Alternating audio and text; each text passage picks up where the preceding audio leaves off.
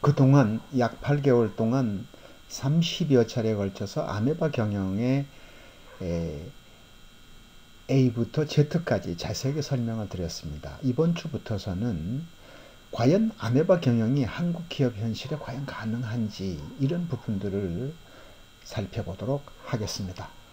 첫 편입니다. 한국 기업의 현실과 아메바의 만남의 관계입니다. 우선 한국 기업의 기업 환경을 말씀드리죠. 이미 10년 전부터 저성장 시대고요. 최근에는 물가까지 안정되면서 소위 디프레션이라고 하는 물가가 떨어지는 증상까지 보여지고 있습니다. 최근에 유가 하락으로 인해서 이 증상은 점점 더해질 걸로 보여집니다.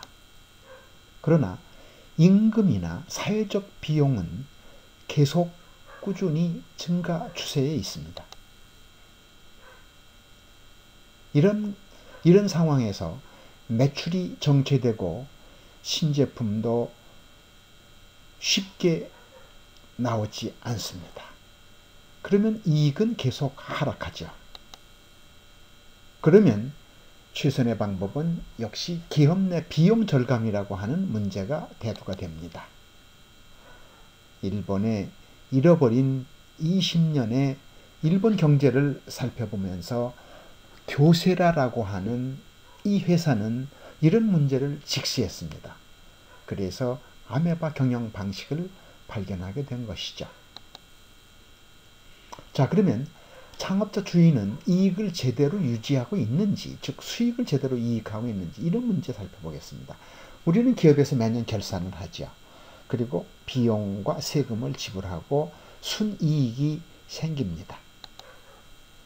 그래서 그 순이익들은 모여져서 건실한 기업의 경우는 잉여이익금이 쌓이게 되는 것이죠. 바로 이 순이익과 이익잉여금은 창업자 주인의 몫입니다. 그러나 결산해 보면 내가 이익을 가져올 수가 없다는 걸 우리는 발견하게 됩니다.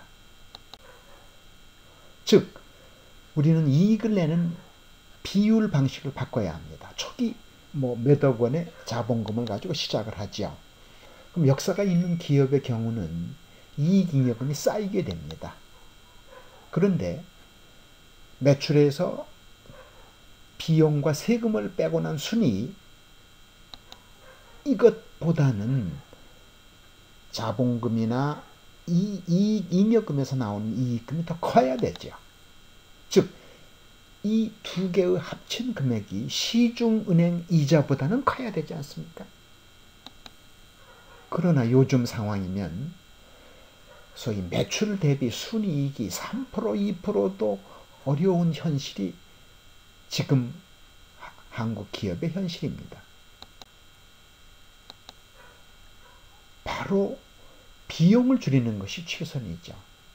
즉 회사 내 비용 절감이 최선의 길입니다.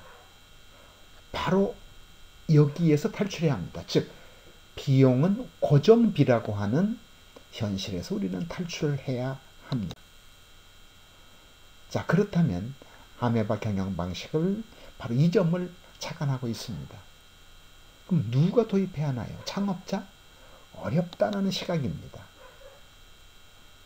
그래서 자리라고 하는 거대 기업에 들어가서 흑자로 낸 이나모리 씨의 경우, 월급쟁이인 서두칠 씨가 한국 초자에서 성공한 사례를 보면은 이것은 무언가 다른 이유를 우리는 알게 됩니다. 바로 다음 주에 그 설명을 드리려고 합니다. 고맙습니다.